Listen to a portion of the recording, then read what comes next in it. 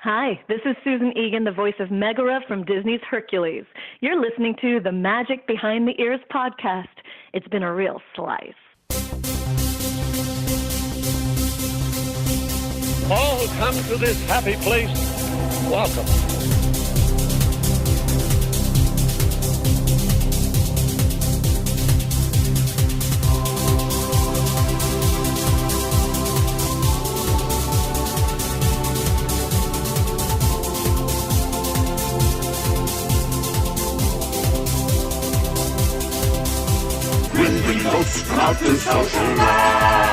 Dead men tell no tales. My siestas are getting shorter and shorter.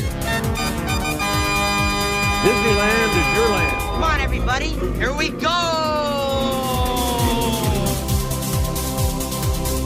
Welcome to the Magic Behind the Ears podcast with your host, owner of Theme Parkology, Jerry Cornell, and co-host, author of Discovering the Magic Kingdom, Joshua Shaffer. Welcome, everyone, to the very first episode of the Magic Behind the Ears podcast. This is going to be really exciting. I am Jerry Cornell, your host. And I am Joshua Shaffer, co-host. We have a very special guest today. I am so excited to talk to her. But before we get to that, I wanted to talk to you a little bit about what we do. How's that sound, Joshua? Sounds great to me. Okay, so I am the owner of Theme Parkology, a company that produces documentaries on theme parks, attractions, characters, legends, and animators. Back when I was growing up, the 70s and the 80s, there wasn't very much information about theme parks and Disney in general. There were some newspaper clippings, there was some magazines, maybe had an article or two. I really wanted to know the history of the parks and Disney and its films. So fast forward to the new millennia when computers are in every home, it's easier to find out information, but I still felt like something was missing. I thought it'd be great if we fans could have something visual that we could look at and have as a keepsake and learn about the history together. So that's what I do. What about you, Joshua? Well, like you wanted to do with your movies, I wanted to do in the form of a book. I gathered as much information as I could by reading other books, watching videos, listening to interviews, talking to people, and putting everything in one spot. But during my research, I found that a lot of things were written paragraphically, like they were just huge clumps of information together, like in a history book.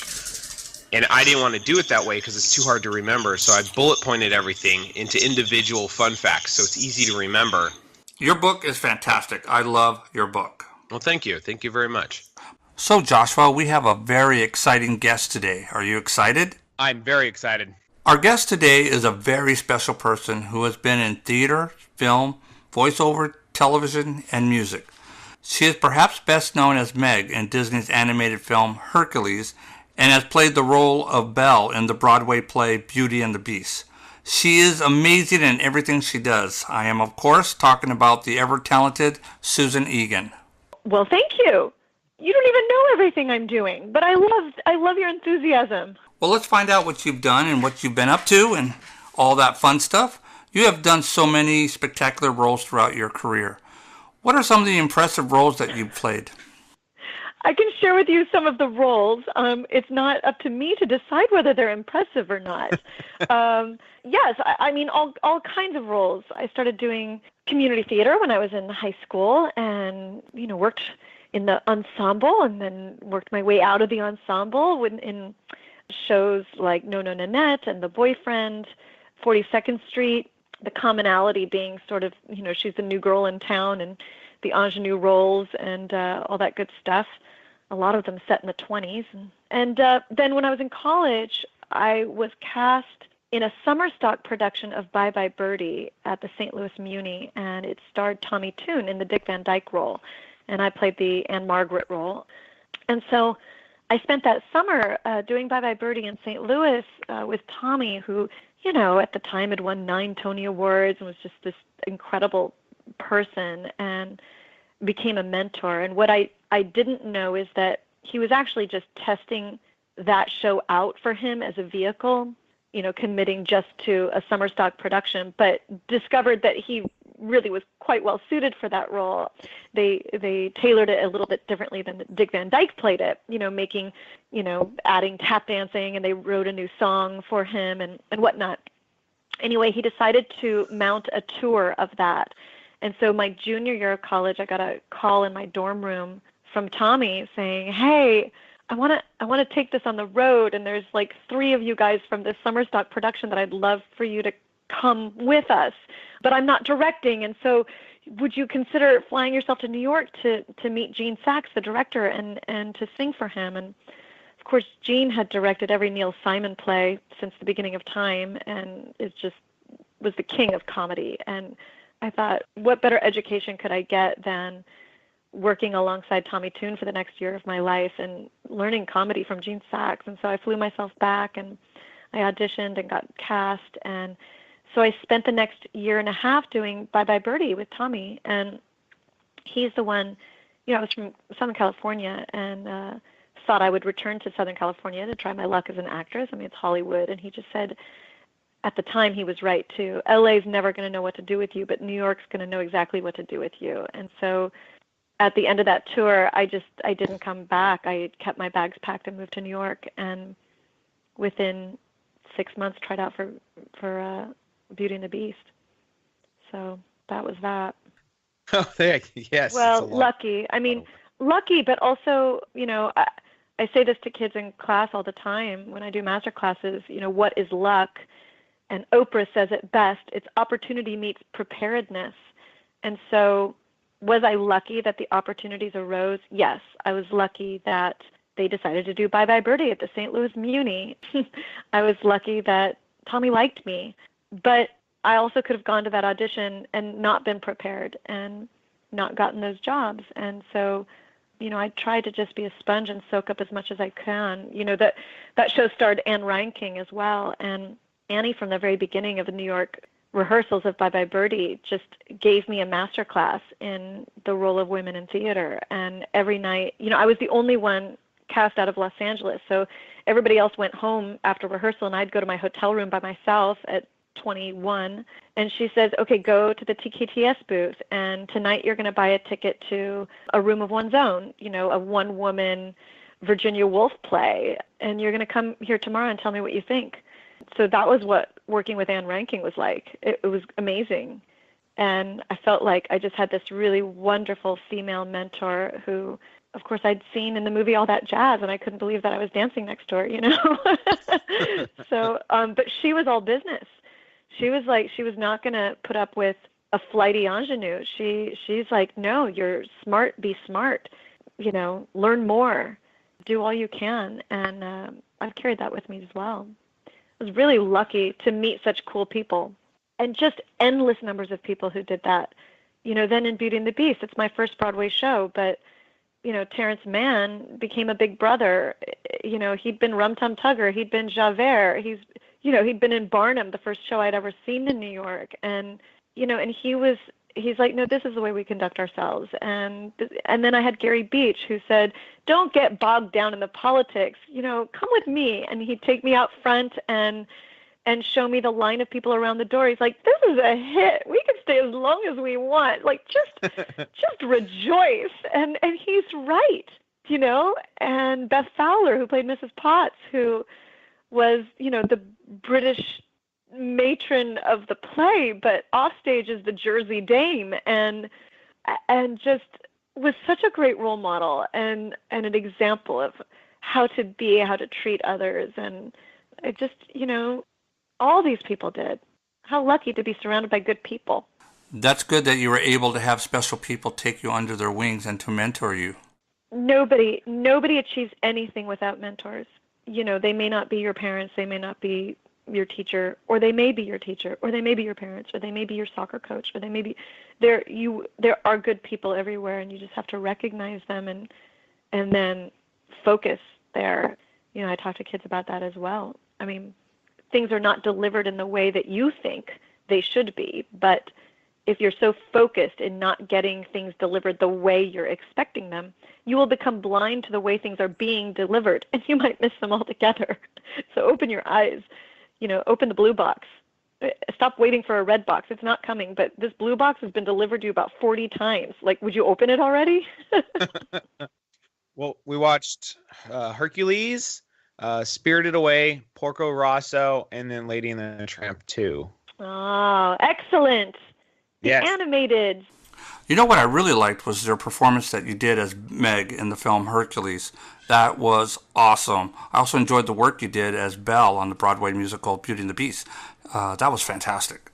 Everything about that movie was just a joy. From John and Ron, who directed, to Alice Dewey. Yay! Strong female mentors who produced it. Alan Menken, of course. The cast was incredible. I was doing Beauty and the Beast on Broadway, and so once I was cast as Meg, everyone said, well, of course she was cast. But the truth is they wouldn't let me audition because Belle is Belle and Meg is not. And so they didn't think I was right for it. What was working to my advantage was that they had done several movies the several years prior to this where they had different actresses as the speaking voice and the singing voice, and they were very interested in coming back to finding one voice, like Jodie Benson, you know, who sang and spoke the role, like Paige O'Hara, of course, in Beauty and the Beast. Yeah. And so because of that, they came to poach from Broadway, and everybody was at the audition. Audra McDonald and Donna Murphy and just amazing people. And they wouldn't let me audition because they didn't think I was right for it. And I just begged and begged and begged. And because they had to look at me every night and be nice to me, they let me audition. And they figured, oh, she'll waste 5 minutes, but then she'll be happy and we can move on with Beauty and the Beast. Here's what they didn't know. So the role of Meg the description was Barbara Stanwyck from The Lady Eve. And what they didn't know is that I had another amazing female mentor in Beauty and the Beast who was my dresser. And she would, you know, I was going home to an empty apartment every night after the show, but you're sort of buzzed after a show. You know, I wouldn't go to sleep till 2, 3 in the morning. So she would bring this is how long ago, videotape of a classic movie, you know, whether it was whatever, Casablanca, or, you know, anything with Betty Davis or Joan Crawford or whatever. And I would watch it that night, and then she and I would discuss it the next day when we were getting ready for the show. So I had seen all of them. I understood what Barbara Stanwyck and The Lady Eve was. I understood that women of that era in Hollywood spoke with a cadence. You know, if you need me, just whistle. You know how to whistle, don't you? You pucker up your lips and below. You know, it's the whole thing. And the script was so well written that I'm sitting in the waiting room and I'm looking at the sides, and it's the scene where Meg meets Herc, and he says, you know, are you all right, Miss Megra? My friends call me Meg. At least they would if I had any friends. So they give you a name along with all those rippling pectorals. You know, I mean, I was just doing my impersonation of a 1930s Warner Brothers MGM actress. And I don't think other people were. I think other people were saying, Megra. Well, my friends call me Meg. They would if I had any friends. I mean, and so when I went in with that wacky little cadence, I can't take credit for it. The script was well written, you know, but it was also funny. But also, you walk in and they say hi, and they're recording your audition, of course. But they don't look at you when you speak. They're actually looking down at the table, and they actually cover their eyes from seeing you because they're looking at a picture of the character to see if this voice, you know, there might be a voice they like very much, but then you look at a picture of Meg and it doesn't make sense coming out of that mouth. So anyway, so they're looking at Meg while you speak. But one by one, their little heads popped up and looking at me, and I was sort of able to say, hi, hi. When I'm playing Belle, I'm acting. Meg is kind of right where I live. Like, she's sarcastic, her voice sits lower, and that's where I actually speak. And so they thought that was pretty funny. And there's no callbacks. They just take the tape. The recording is the callback. And so they whittle it down to about 3 voices. And then they test to animate to those voices. This is about a 9-month process. So, you know, the audition was gone, and I really didn't hear anything about it. But every once in a while, Michael Cosrin, the musical director of both projects, would say, hey, you're still in the running. You made the next cut. Oh, I'm like, oh, that's so great. You made the next cut. Okay, so flash forward. We're done with the first year of Beauty and the Beast in New York, and we're now out in Los Angeles. 8 of us, 8 of the originals, went to the LA company to open the show there. And Michael Eisner's walking down the hall, and he's like, hey, good audition for Hercules. This is like 8 months later. I'm like, oh, I'm still in the running. Like, Eisner's heard it now. Yay, you know? And about a month later, I got the job, and I started recording during the day when I was doing Beauty and the Beast at night. And it was, you know, it was amazing to go and see storyboards. There's no animation yet, of course, and you just see storyboards. And Meg says it's been a real slice, and she like does this little cutting move with her hand. And I go, oh my gosh, that's so funny because I did that. And Alice Dewey says, at the audition, we know. That's yes. Right. So I'm like, oh, okay, that's how this thing works, you know, and they film you. Yeah, and I don't look like Meg, but they would, you know, how she juts her head out or raises an eyebrow. Like that's so weird, you know, that's what I was doing. She's like, yeah, right. Do you get it yet? I'm like, oh, right, okay. And it takes a couple years, and each time you show up, they've done more artwork until finally you're seeing animation, sketch animation, and then every 100 pictures or so, it's just a flash of the whole color palette, and then it goes back to black and white. And you know, it was neat to see, and eventually getting to record with Tate and Jim Woods, and of course all the muses, and the recording session with Alan and David Zippel was awesome. And it must have been really awesome to see the final product on the screen. It was amazing. It was. That word is overused, but it actually was. I remember Tate was sitting right behind me. We were at the screening, and I just were giggling. And my friends who came were giggling because they said, we recognize you more in Hercules than we do in any of the stage plays you've done in these ingenue roles, which are so decidedly not who you are as a person, but you seem to play those roles okay. But Meg, they're just laughing. They're like, oh my God, that's you. That's Susan. It's like, you know, as my children will tell you, you know, sarcasm was one of the first things they were taught by me. It took them a while. They don't really get it till they're 4 or 5. And then Nina finally goes, oh, you're being sarcastic. Yes, Nina, I'm being sarcastic. My job here is done. Right before you did Hercules, you were in Beauty and the Beast on Broadway, and you've got such rave reviews for it. You did wonderfully in it. What was it like to play such an iconic character as Belle? I mean, this was right after the movie came out, so everybody had expectations for her. What was it like for you to be on stage portraying her? Ignorance is such an underrated tool. It really is. What you don't know won't stress you out. When I auditioned, I had just done the tour of Birdie, produced by, you know, very reputable producers, the Weisslers, Fran and Barry Weissler, and starring Tommy. And the very next season, the Weisslers decided to do Grease on Broadway, and Tommy was overseeing the production. Jeff Calhoun was directing, but he was Tommy's protege. So another 1950s musical. That just seemed like, well, duh, that's what I'm going to go audition for. And then I had gone to London to see my friend Michael in Carousel in London, and they were going to bring that to Broadway. And I'm like, oh, well, I totally get this new, really cool Nick Heisler version of Carousel. I'm like, oh, I'm going to audition for that. That's a pretty, sure, Julie Jordan. I can see that happening. It's right for me anyway. So that's where my focus was. Oh, and they were doing My Fair Lady. I'm like, Eliza Doolittle, knock it out. Yeah, these are the roles. So I auditioned for those. And my agent called and said, oh, I got you an audition for Beauty and the Beast. I'm like, Beauty and the Beast? I had never seen the movie. I go, a cartoon? Disney in New York? I was this Sondheim snob. I'm like, oh, I don't think so.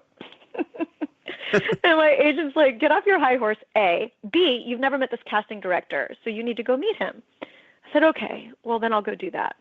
But I'm thinking Grease, hands down. And then by then, I actually had a callback for Julie Jordan, and that was at Lincoln Center. And I'm like, oh, that's what I want. The hoity-toity stuff. That's what I'm interested in. Eliza Doolittle, I didn't even get a callback.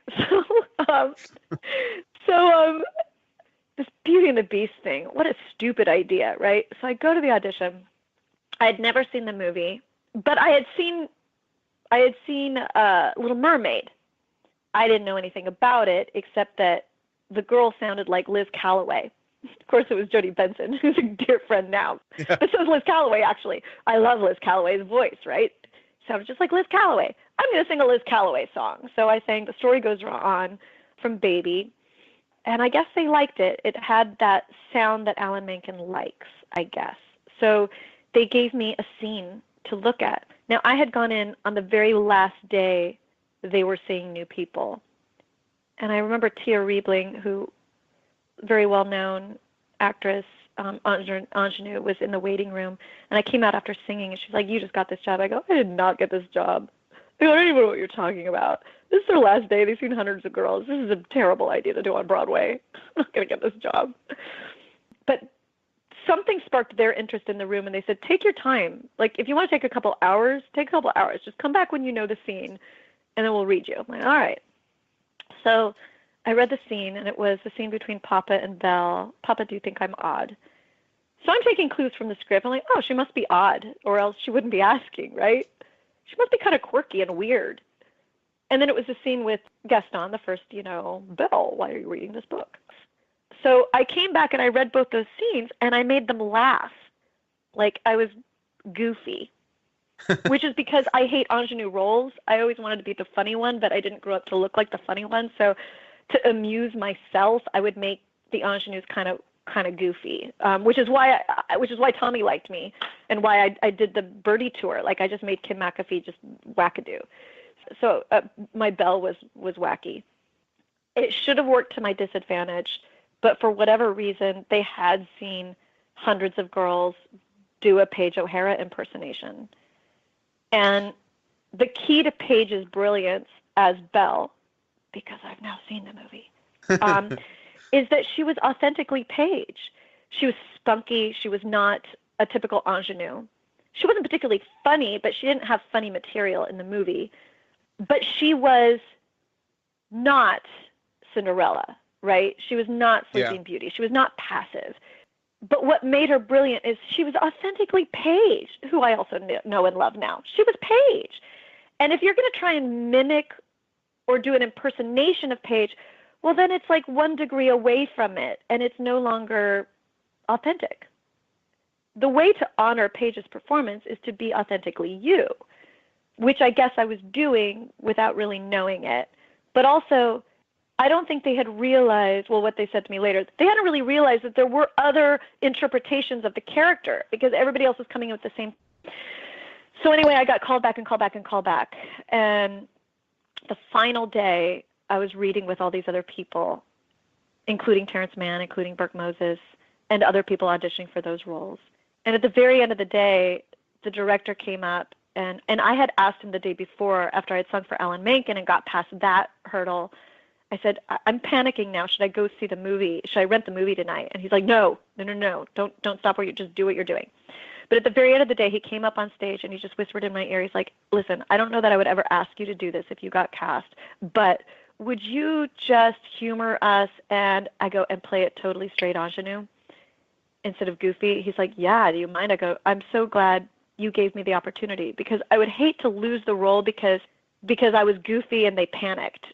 If they could see that I can play this like Lori in Oklahoma, if they choose to have that, then I want to show them that so that they cast me no matter what, right? So he called me that night to tell me I got the role, and then never asked me to play it that way again. And it was fun because they added elements to the play that never betrayed the movie. But to answer your question in longhand, I wasn't nervous because we had the 90 minutes of material in the movie, but we had an additional hour of new material. So basically we were taking what the movie gave us and then delving deeper, showing the audience more to Belle. There was a scene between Papa and Belle. There's a song between Gaston and Belle. There's a solo of Belle. There's no solo in the movie. So we were able to explore things, including her goofiness. So many people in dire or frustrating circumstances go to humor as a defense mechanism. So probably Belle would too, if the town thinks she's weird. Yeah, well, I watched clips of you on YouTube from people recording with camcorders back when you were, and it's set back in, it's what, 1994, and like technology has just changed for recording things now. So it's like watching an old VHS tape of something, and you only did it for a year, right? I did it for a year and a half in New York. Well, 6 months before New York, the first year in New York, and the first year in Los Angeles. So 2.5 years total. Yeah. But, when I was telling some friends that I was going to be talking to you, and my friend Courtney is actually in the Beauty and the Beast musical in the Berkeley Playhouse, and she's the understudy for Belle right now. And wow! Yeah, and so I asked her, I'm like, do you know who Susan Egan is? And I was going to say, about Meg, and she's like, are you kidding? I've been listening to the soundtrack for weeks. And she was totally jealous. So she had to. Well, my advice to her would be turn it off. Stop listening to the soundtrack. Find your Belle. Be her. Let her know that. Yeah, don't mimic what I do, A, because she's probably better than I ever was, and B, find the elements of that character that are you, and if you were in that situation, how would you respond? And and that's going to be the right Belle. Wow, that is so cool. Aside from the awesome work you do on film and Broadway, you also have a few CDs out, right? Yeah, I've actually got 7 solo CDs, but I think it's 7. So what is it? It's All That and More so far, which I did at Abbey Road Studios, which was fun. And yet, that was done in 2000, and now there's better technology on my home computer than in the studio at Abbey Road. I'm just going to say that. Then I did a CD called Coffee House, which is more like the music I grew up with. It was like a blend of Broadway and, Joni Mitchell and Cat Stevens and stuff. So if Broadway were set in a coffee house, this is how it would sound. Then I did a live album with Christopher McGovern, who's my musical director. And then what did we do after that? We did a holiday album called Winter Tracks. Oh, yeah, okay, so that's 5. Then I did a soundtrack called Secret of Happiness, which I loved, which is sort of like the music of what all the press for that. They're like, well, what's on the album? I go, well, it's what Belle would sing at 40. So, okay, she's been married a while. She's got 2 kids, and this is what life is like now. It's what happens after happily ever after.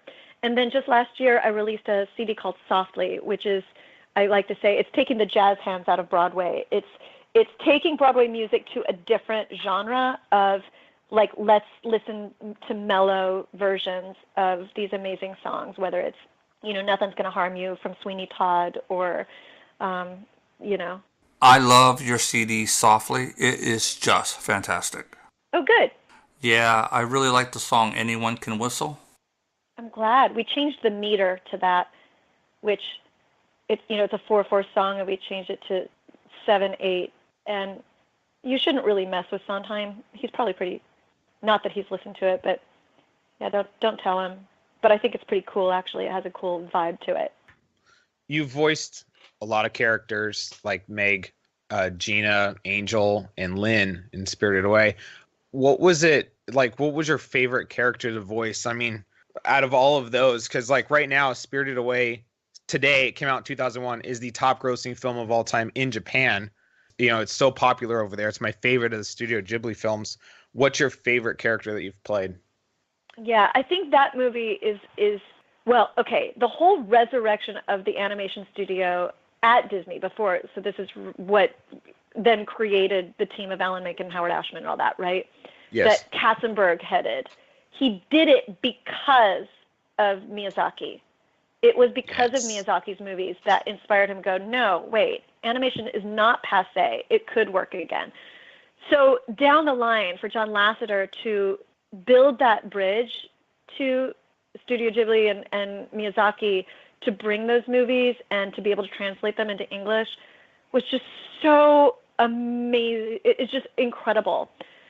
Doing Spirited Away was a lot of fun. It's the opposite of Hercules, which appealed to me in the sense that when I did Hercules, there was no animation. So they're filming you, and then the animation reflects what you do in this sound studio.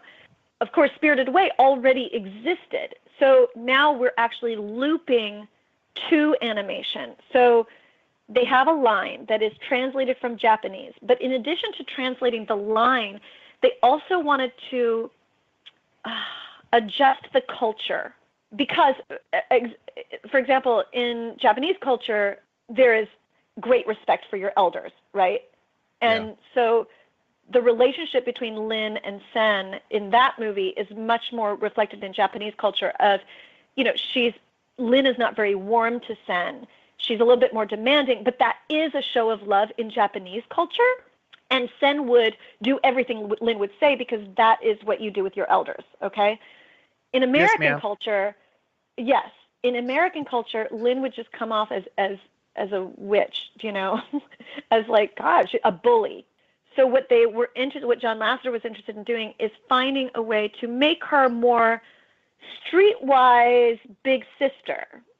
So the delivery of the lines had to be markedly different than a Japanese delivery. So you have to achieve that and also open your mouth and close your mouth when that character is opening mouth and closing their mouth. And you just hope the words they've given you kind of work for that. So it's like a jigsaw puzzle where you technically have to open your mouth and close it as you're watching those lips open and close in animation, but it has to sound spontaneous and then also work in this sarcastic humor. So that's why I got the job. He had seen Hercules, and he's like, get the girl who played Meg, because if she can bring that element to it, then I think we can achieve this. And so it was really fun to record because they'd give you a line because the two translators were in the booth as well. And they're like, okay, so here's the line in English.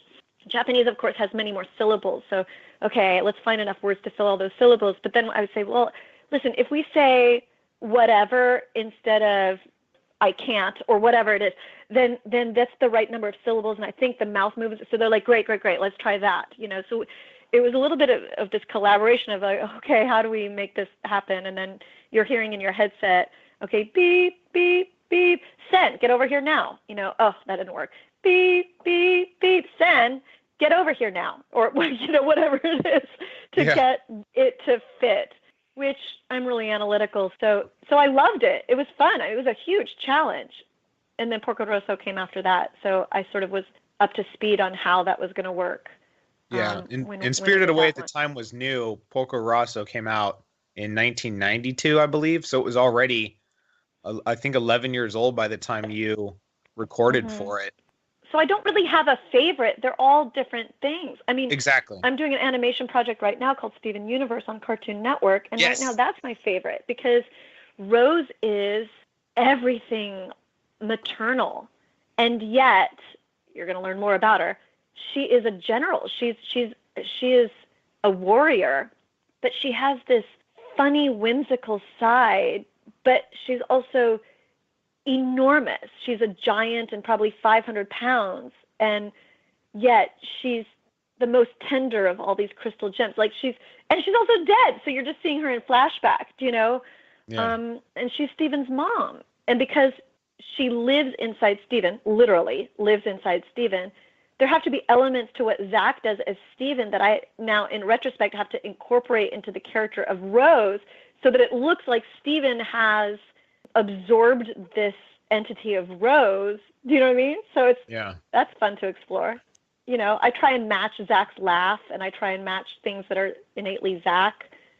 Well, now you have done a lot of film and television projects such as 13 Going on 30, Gotta Kick It Up, WB's Nikki, House, Numbers, NYPD Blue, and of course, All My Children. What were some of those experiences like? I loved the sitcom format because it is the most like theater. You literally rehearse for 4 days for this 22-minute sketch, and then you perform it in front of an audience. And there's 5 cameras, so they're catching all angles simultaneously, as opposed to film or single camera drama where you do the scene with the camera in one space, and then you reverse the camera and you get the scene from that angle, and then you get the scene from the wide shot. And so you're doing the scene over and over and over again, and you're also shooting out of order. So that's just a different thing, and I find it very boring. It takes forever. It takes them an hour and a half to reset the cameras, and you're just hanging out to go back and do the same 10 lines. So I really like the sitcom format because you can hone it in rehearsal all week long. Then they do rewrites to make it better and better and better. And then you literally perform it like a play for a literal audience there witnessing it. It's just these cameras happen to be between you and the audience. But and I like comedy anyway. And I've done some good sitcoms and I've done some crappy sitcoms, but the good ones are more fun because the writing is better. I did several episodes of Drew Carey. That was a lot of fun. I did a sitcom for 2 years called Nikki, which was okay, but never really caught on. But I recorded on a show called Almost Perfect, which I loved. It was way back in the day. I was doing Beauty and the Beast during the day, or doing Beauty and the Beast at night and doing that during the day. And, Nancy Travis was a great role model, and the script was so witty. You were great in the episode of Modern Family that you were in. Modern Family was fun, yeah. That's single camera, so we did that one over and over, and that's fun. And the kids were so sweet. Now that I know you're in this stuff, I need to go back and watch it specifically to recognize who you are in them, because I was just a guest star on that, so I only did 2 scenes in one episode, but yeah. But it was fun with Ed O'Neill. He's a theater guy, so we had fun talking about stage stuff. I checked out your website late last night and fell in love with your blog, Susan Types. I really love the way you write. I love the way you tell your stories. One particular story that I really liked was how Beauty and the Beast prepared you for the dress. Could you share that story with us? I should really start writing on that more. In fact, you're reminding me that blog exists and that I should probably update some things. Yeah. I liked the dress. Remember that dress and nobody could decide what color it was? Was it purple? Yeah. Was it gray? Was it white? And it's really just sort of how the synapses in your brain work. And I loved that. But really, it's an analogy to we each see things differently. And I loved an experience in Beauty and the Beast that with Beauty and the Beast, it was Disney's first foray into theater. They really felt beholden for the show to look like the movie to the nth degree, because they felt, erroneously it turns out, that audiences would feel betrayed if we didn't look like them. To the point where I wore flats so that I could be 5'3", and Terry, who's I think 6'1" or 6'2", wore lifts so he could be like 6'6" as the Beast, so that our silhouette would be the exact ratio dimensions of that poster of Beauty and the Beast, of the silhouette of them waltzing. Okay? And I'm like, who's taking a protractor to decide how accurate we are? But that's what we did. We went to those great lengths. And what, at the time, it was Katzenberg and Eisner. They're both brilliant. And what they learned very quickly was the best performance of Beauty and the Beast we ever gave was our final run-through in the rehearsal studio with no sets and costumes.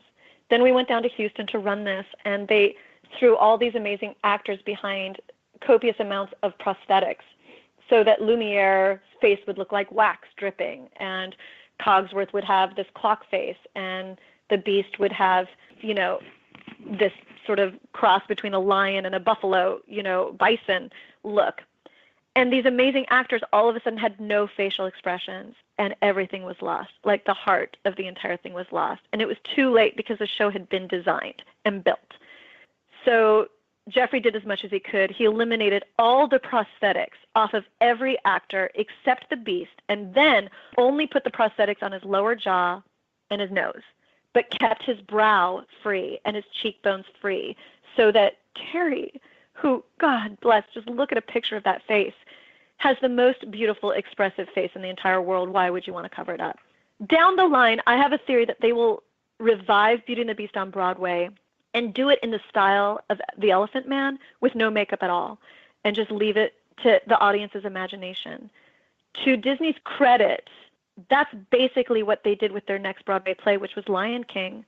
They didn't do anything that looked like the movie, and audiences loved it. And nobody hates them for it not looking like the movie, and the show's still running on Broadway, so clearly something was right. And I think they learned a valuable lesson, which is audiences, including children, are very sophisticated. They want the journey. They don't need to be spoken down to, And so you can take this to new ground, and why wouldn't you? And now, of course, that's exactly what Disney does, and in fact is a leader in doing it on Broadway. So what was the question? The dress. It's always about the dress. Oh, the dress. Okay, so they were still in learning mode.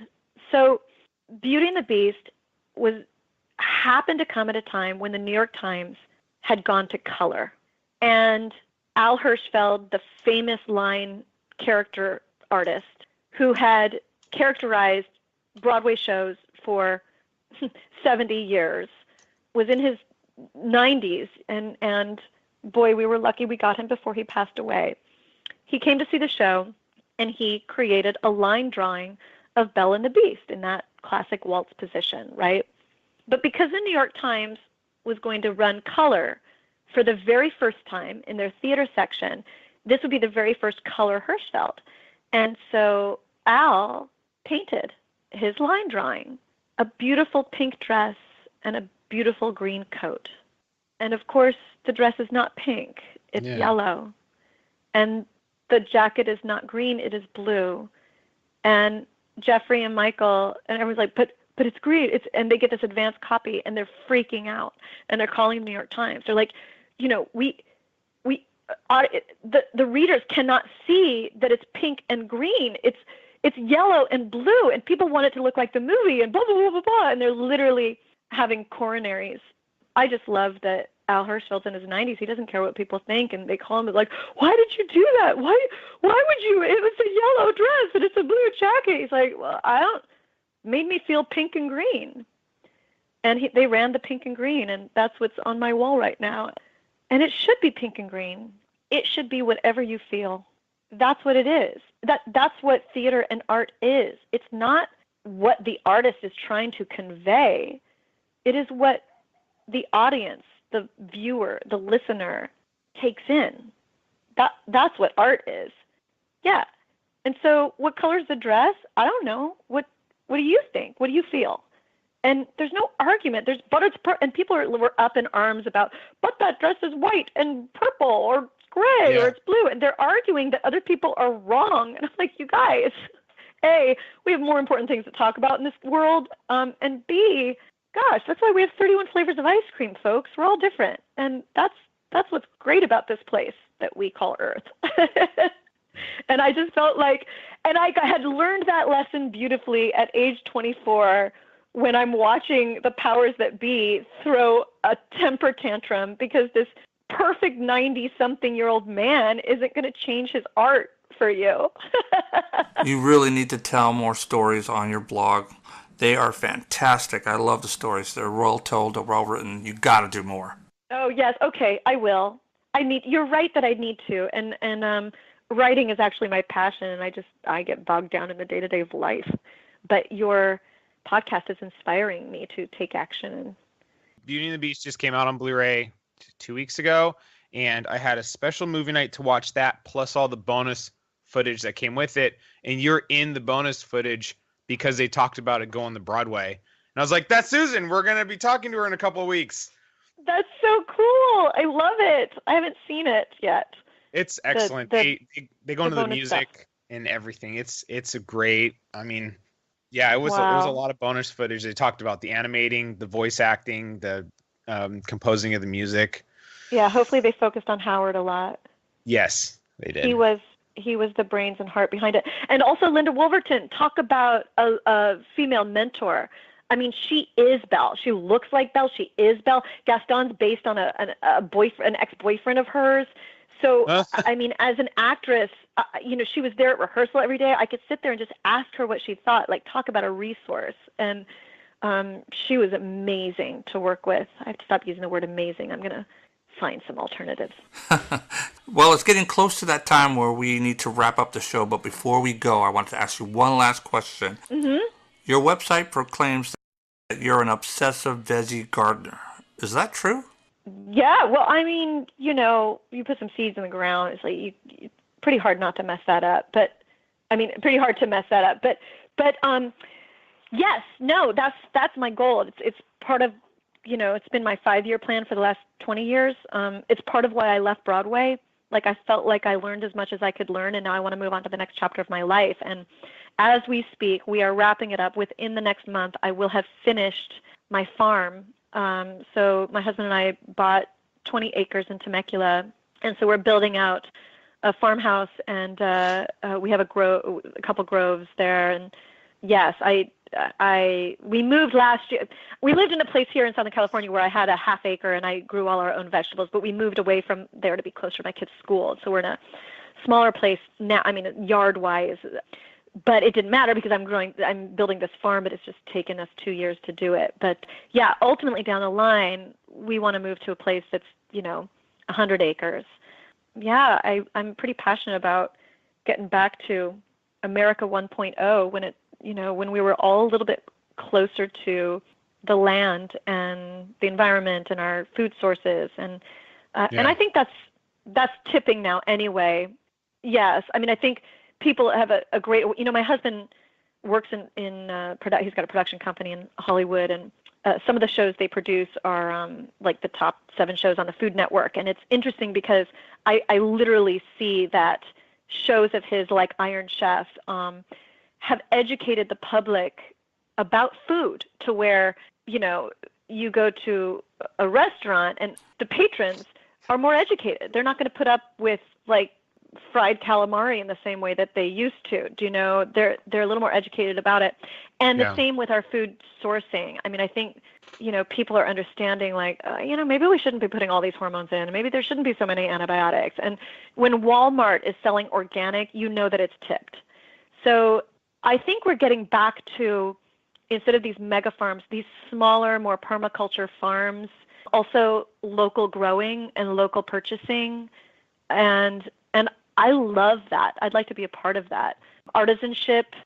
I think the irony and the beauty of technology, there's a great book called America 3.0 that talks about, we are now making our lives so convenient technologically that we now have this extra time. And I think what people are going to do is get back to, when we move on to 3D printers and you like that pair of sneakers, you're going to download the software and you're going to print those sneakers up at home.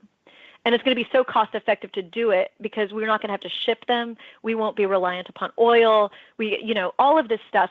And also we're going to be working about 20 hours a week because automation is going to change a lot of things, but because it's going to be a lag period, but because the cost of living will come down ultimately because of 3D printing and other sources like that, we won't need to work as much to make as much. And we're going to have all this free time. So what are we going to do? And I think what we're going to do is get back to that original America 1.0 thing. We don't have to live in the big cities anymore because manufacturing, I'm sorry to say, it's going away no matter who you're voting for.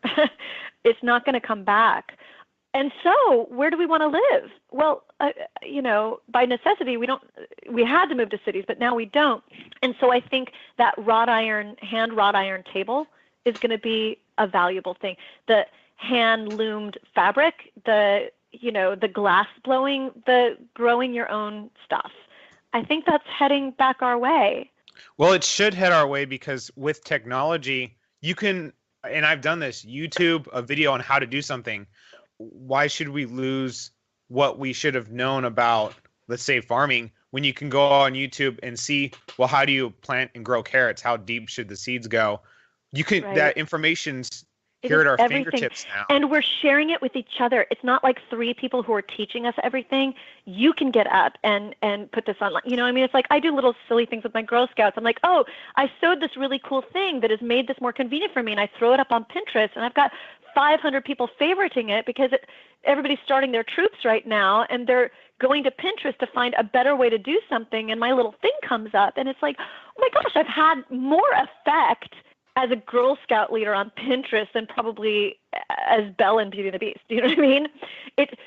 Like all this information is so readily available and you can sort through and tailor what works for you. And I think that's really exciting. And listen, I mean, on a global level, unfortunately, people have their heels in the ground. They will not move. And I think things are going to fall apart so that we can rebuild it. And there are people who are like, it's okay. It's going to be uncomfortable for a while, but it kind of needs to fall apart. And I mean, manufacturing is a really good sense. It's like people are going to sit here and vote for the person that think is going to bring back manufacturing. And I just, nobody's bringing up manufacturing because McDonald's is now going to iPad ordering. Like, the jobs are going away. So what is the way forward? And the way forward is not the way back. But there's also going to be the people who are really angry about it.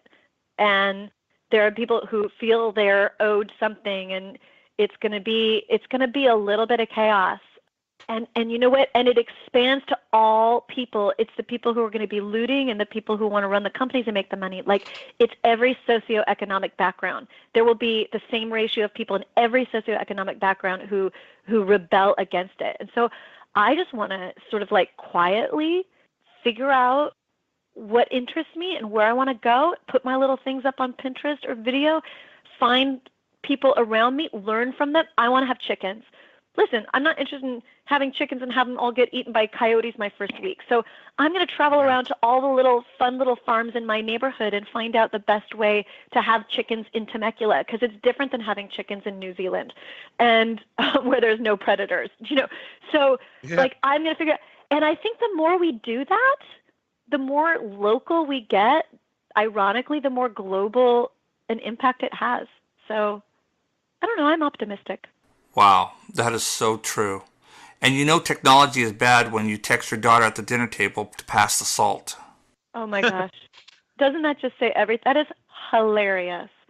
And it's so completely true. And we can't fight it. It's like, so technology, but the more we do that, don't you feel the more need for like one-on-one humanity? And that's where I think, listen, when the girl who does my hair color, who has her tats and her piercings and her bright red lipstick and her funky multicolored hair, okay, I love her. You think you have her classified, but when you talk to her about what she does on the weekend, she's really into canning fruit and vegetables and making jams. And that's where I just go, oh, I love our future. I love our future, because she is the future. She's like this funky, self-expressing non-category. You can't pigeonhole her, but she loves her little fruit garden, and she likes harvesting it and making jam. Right? It's like she's the least likely person to be doing that, and you're like, no, but they're great. And that should just about wrap it up for the first episode of the Magic Behind the Ear podcast. I want to thank Susan Egan for being a guest on this show. You were fantastic. Tell us, Susan, where can they find you and your work? You can find me at susanegan.net. You can also follow me on Twitter at I am Susan Egan, like I am Spartacus. I am Susan Egan. I respond to everybody. So sometimes it takes me a little time, but I love the conversation. I like that there's direct access to folks and find out what people are interested in. So come find me there. I will start blogging again because you've inspired me, you guys. Thank you, Jerry. Thank you, Joshua. And thank you once again, Susan, for being on our show. You were fantastic. Oh, thank you. Thank you guys so much. It was great. It was great talking to you. Thank you so much. I'm so glad. Thank you, Joshua. Thanks, Jerry. Thank you for listening to the Magic Behind the Ears podcast with your hosts, Jerry Cornell and Joshua Shaffer. Theme song music montage was created by James Presley. All interviews were acquired by Theme Parkology. The Magic Behind the Ears podcast is in no way affiliated with the Walt Disney Company in any way. All rights reserved for their respective owners.